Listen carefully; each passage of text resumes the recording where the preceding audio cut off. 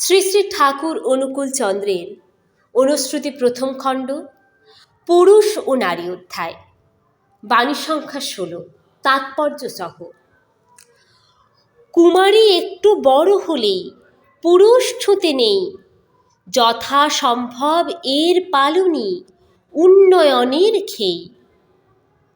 বাণীটির তাৎপর্য: স্পর্শ সচেতনতা।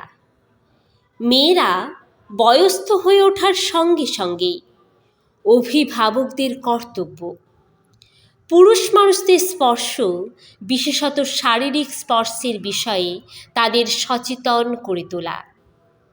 স্পর্শের মাধ্যমে একজনের অনুভব অরা আরেকজনের ভিতর সংক্রামিত হয়, আর প্রাকৃতিকভাবেই মেয়েদের শারীরিক ও মানসিক সংবেদনশীলতা পুরুষদের তুলনায় বহু গুণে বেশি হয় এবং কুমারী বয়স থেকেই সেই গুণ মেয়েদের মধ্যে গজিয়ে উঠতে শুরু করে।